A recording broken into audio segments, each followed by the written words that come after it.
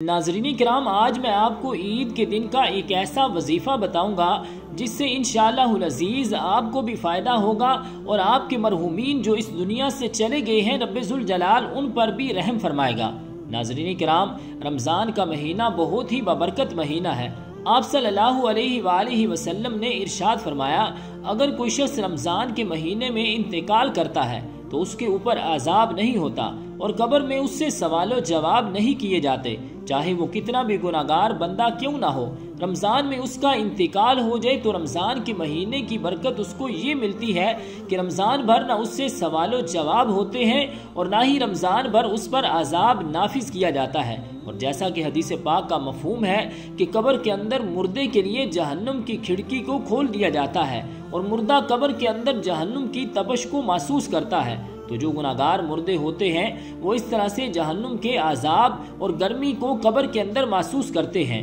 لیکن جب رمضان کا مہینہ آتا ہے تو آپ صلی اللہ علیہ وآلہ وسلم نے ارشاد فرمایا تو جنت کے دروازوں کو کھول دیا جاتا ہے اور جہنم کے دروازوں کو بند کر دیا جاتا ہے، قبر سے عذاب کو اٹھا لیا جاتا ہے اور اللہ تعالیٰ کی رحمتوں کا نزول ہوتا ہے۔ اس سے مردے کو بڑی راحت ملتی ہے۔ رمضان کے آنے سے مردہ بڑا خوش ہوتا ہے کہ ہمارے اوپر سے عذاب اٹھا لیا گیا ہے، اور جو قبر کے اندر ہمارے جہنم کے دروازے کھلے ہوئے تھے وہ رب ذوالجلال نے بند فرما دیے ہیں، تو وہ مردہ بڑی راحت محسوس کرتا ہے۔ لیکن جیسے ہی رمضان کا مہینہ ختم ہوتا ہے تو رمضان کی برکتیں بھی ختم ہو جاتی ہیں، شیطان کو قید سے رہا کر دیا جاتا ہے، مردوں پر سے رحم کا معاملہ ختم ہو جاتا ہے، جہنم کے دروازے جو بند تھے وہ رمضان کے جانے سے کھول دیے جاتے ہیں۔ ان سب باتوں کا مردوں کو علم ہوتا ہے کہ کب رمضان شروع ہو رہا ہے اور کب رمضان ختم ہو رہا ہے، تو رمضان کے جانے سے اہل قبور سوچتے ہیں کہ اب رمضان کا مہینہ جا رہا ہے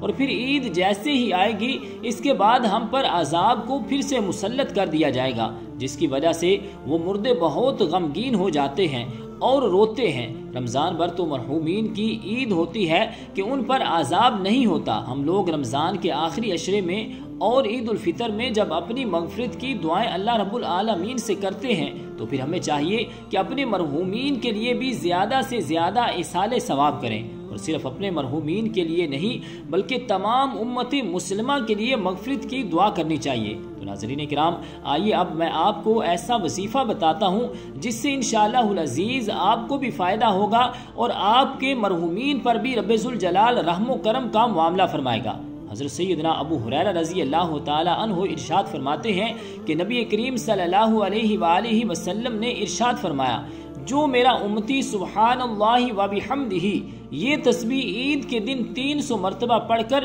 تمام امت مسلمہ کے مرحومین کے لیے ایصال ثواب کرے گا تو رب ذوالجلال ہر مسلمان کی قبر میں 1000 نور داخل فرمائے گا، اور فرمایا کہ جو مسلمان عید کے دن یہ تسبیح پڑھ کر تمام مرحومین کو ایصال ثواب کرے گا، جب اس کا اس دنیا سے انتقال ہوگا تو رب ذوالجلال اس کی قبر کے اندر بھی 1000 نور داخل فرمائے گا۔ تو ناظرین کرام، ہمیں چاہیے کہ ہم عید کے دن اس تسبیح کا وظیفہ پڑھ کر تمام امت مسلمہ کے مرحومین کو ایصال ثواب کریں تاکہ رب ذوالجلال تمام امت مسلمہ کے مرحومین کی بخشش و مغفرت فرمائے، اور جب ہم اس دنیا سے جائیں تو رب ذوالجلال ہماری قبر کو بھی جنت کے باغوں میں سے باغ بنا دے۔ تو رب ذوالجلال ہم سب کو عمل کی توفیق اور ہمت عطا فرمائے، آمین بجاہ النبی الکریم الامین۔